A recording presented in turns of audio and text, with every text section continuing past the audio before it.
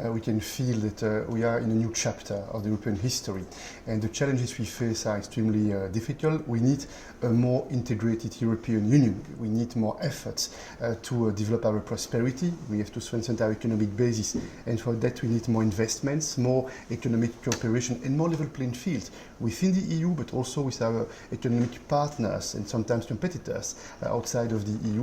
And it's another important challenge with the war launched by Russia against Ukraine, with all the geopolitical challenges, the catastrophe, the humanitarian catastrophe in the Middle East, for instance.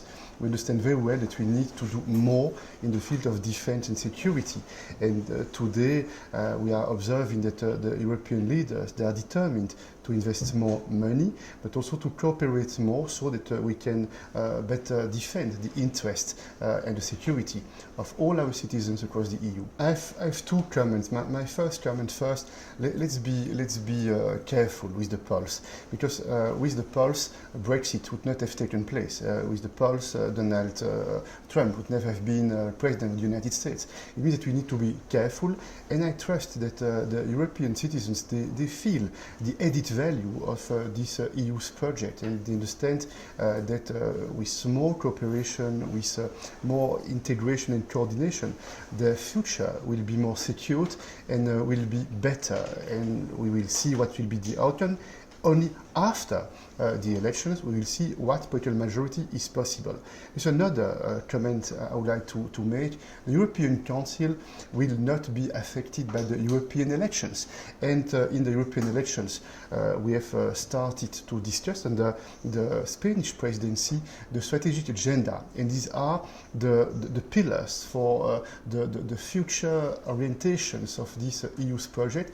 And I feel a broad consensus around the table of the European Council. I'm confident that by the end of June, after the elections, but by the end of June, the 27 leaders in the European Council will fix the priorities in line with our saying: more prosperity, more economic cooperation, more strategic investments, addressing climate change and the digital transformation of our economy on the one hand, and on the other hand, a new paradigm in the field of defense and security, because now we understand that unfortunately this is needed to do more and to be better prepared for the future.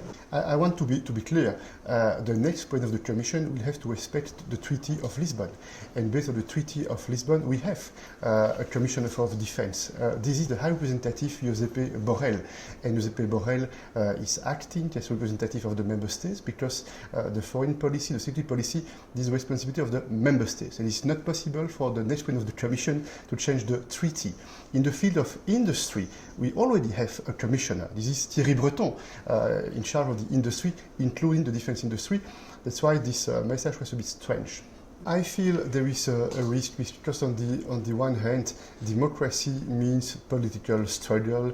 It means that we defend our opinions, our convictions, our ideas, and this is good that you have a vibrant political debate. But it becomes dangerous, it becomes risky when the polarization is so hard that we are close to some situations with certain violence. It was a dramatic situation in Slovakia, but also the escalation in terms of rhetoric is not healthy for a vibrant democratic model. That's why I think that it should be possible to defend our convictions with passion, with determination, but with respect, because democracy means respect. Now, my impression is that you are right that the social networks, the impression that everything is urgent, everything is immediate, it means that the situation is probably different in comparison with 10 years or 15 years ago, and we can feel more polarization, we can feel the attempt to abuse the emotions, and sometimes there is the need for more rationality. And that's why I think that all those who believe in the democratic institutions and the democratic principles should try to use the rational arguments, should try to show respect for ideas that we do not share, and the political battle should be a battle with mutual respect. I can tell you that I would like to commend the huge work made by Josep Borrell, our High Representative. He's extremely committed, and he's trying to coordinate the Member States said, and I support him as much as I can. The European Council, we made clear decisions. The first priority, this is the end of the war. An immediate ceasefire is urgent. This is needed, point one. Point two, we support the full respect for the international humanitarian law. Each civilian life matters. It must be respected always and everywhere. And we support the two-state solution. And that's why this is good that some countries, Spain and some others, are making decisions. It is highlighting the importance to support the two-state solution. My personal opinion is that the best would be a coordinated approach, so that EU member states, together with some other countries outside of the EU, we can use this recognition process as a leverage to encourage more reforms by the Palestinian Authority, so that they will have more credibility, more legitimacy.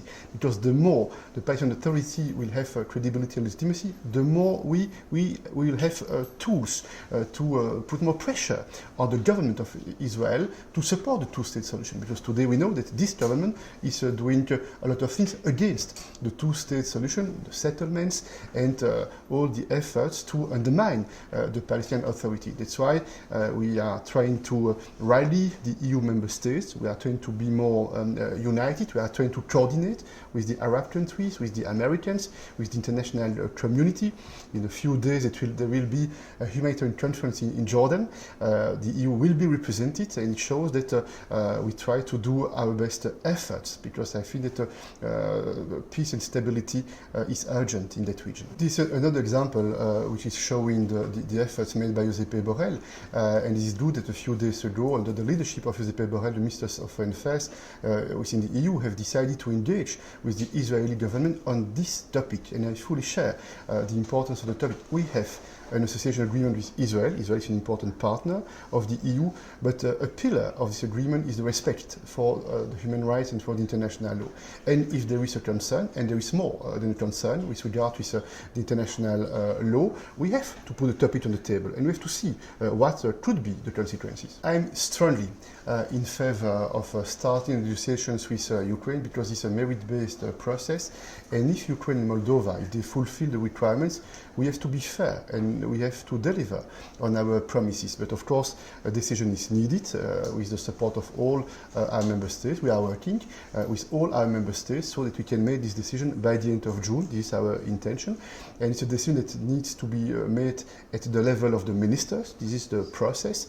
I hope they will make a decision so that the European Council will be in a position to endorse and to confirm this decision. But you are right that in the days to come we have to work and to prepare this decision. This is not new. You have observed that in the past sometimes we had some difficulties, but systematically we made decisions by unanimity, including fundamental choices. And when we have decided to grant the candidate status to Ukraine and Moldova, for instance, some countries at the beginning were a bit hesitant or reluctant, but we decided. The same when we've decided to provide more financial support to Ukraine, and we've seen that we did it faster than the United States, despite the fact that we needed unanimity. The Congress in the United States doesn't decide by unanimity, but we made a decision. It shows that we are able to act, and especially when the circumstances are so serious that we need to make clear choices. Yeah, first point, we know the sincere choice, the sincere will of the Georgian people to join the EU, because they share the same dreams, they want the best for their children, and they know that by joining the EU it means a better future for them and for their children. This is my first point. My second point, I've worked very hard with some colleagues to convince the 27 member states to support the decision to grant the candidate status to Georgia, and at that time, a few months ago, the authorities made some fundamental steps and reforms that were needed for us to make this decision. That's why today I'm disappointed. I'm disappointed because I'm observing that some steps are made in the wrong direction. I'm observing the rhetoric, an anti-EU rhetoric by some of the authorities, and I've decided to put the topic on the agenda in June, and we have the occasion with the leaders to assess the situation and to see what are the consequences following the decisions made in Georgia, which are, in my opinion, decisions that are not bringing Georgia closer to the EU, unfortunately.